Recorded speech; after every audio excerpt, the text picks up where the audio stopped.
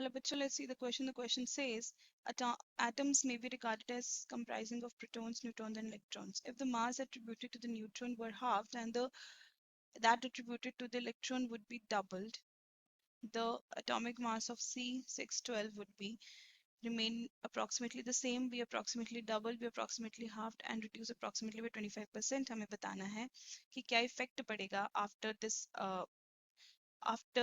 the mass of the neutron is halved and the electron का जब double हो जाएगा तो क्या फर्क पड़ेगा atomic mass पे.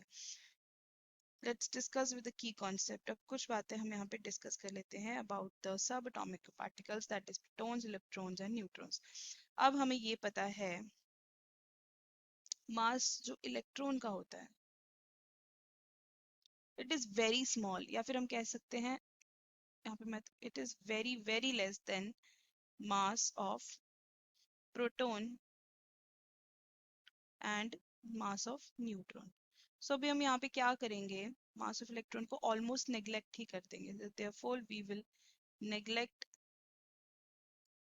mass of electron, क्योंकि क्या होता है ना कि इसका मास बहुत कम होता है तो ऑलमोस्ट नेग्लिजिबल ही हो जाएगा as compare to the mass of proton and neutron. तो अभी के लिए हम इसको नेग्लिजिबल ही कर देंगे, इसको कंसिडर नहीं करेंगे.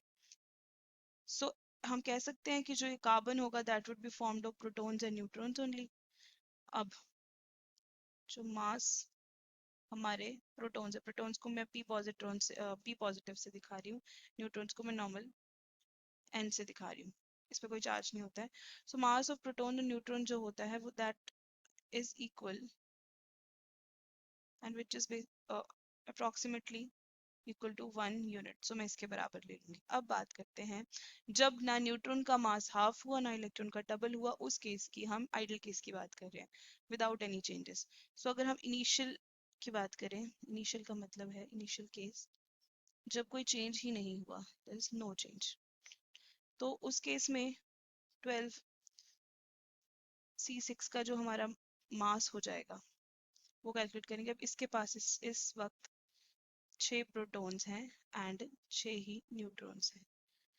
तो उस केस में एटॉमिक मास क्या हो जाएगा, एटॉमिक मास ऑफ C612. अब 6 प्रोटॉन्स हैं, प्रोटॉन का मास 1 यूनिट प्लस 6 न्यूट्रॉन्स हैं उसका 1 यूनिट, तो ये हमारे पास हो गया 12 यूनिट्स. अब जब चेंज होगा केस नंबर 2, या फिर मैं इसको फाइनल केस लेट कर रही हूँ, जब मास हमारा न्यूट्रॉन का हो जाएगा हाफ्ड एंड इलेक्ट्रॉन का डबल्ड. अब इलेक्ट्रॉन का तो हमने जीरो ही कंसिडर किया है, फिर चाहे आप उसको डबल करो चाहे ट्रिपल करो वो मतलब नेग्लिजिबल ही रहेगा, हमने नेग्लिजिबल ही कंसिडर किया है क्योंकि हम जब इससे कंपैरिजन करते हैं तो वो बहुत कम आता है. अब निकालेंगे हम एटॉमिक मास ऑफ C612. तो ये हो जाएगा प्रोटॉन का तो हाफ नहीं हुआ है, सो प्रोटॉन हमारे एज इट इज रह जाएंगे. सो दैट इज 6 ही होंगे, मास 1 ही होगा. अब 6 ही हमारे पास न्यूट्रॉन है बट उनका मास हाफ हो गया, तो हाफ मतलब 0.5. सो ये 6 प्लस 3 इज इक्वल टू 9. अब हमें बताना है कि चेंज कितना हुआ है. So let's calculate the change.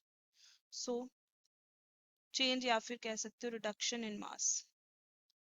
अब ऑफ कोर्स रिडक्शन हुई है, पहले हमारा 12 था बाद में 9 हो गया, तो रिडक्शन ही हुई है. रिडक्शन कैसे कैलकुलेट करेंगे, कितना डिफरेंस है अपॉन कम किससे हुआ है, रिडक्शन हुआ तो किससे कम हुआ है, 12 से into 100. This is basic maths.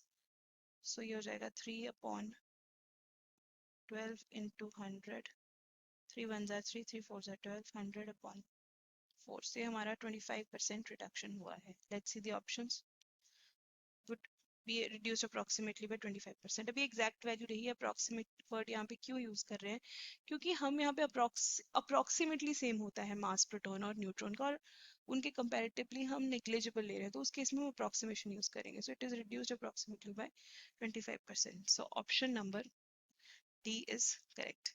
This is the final answer. Hope you understood it well. Thank you.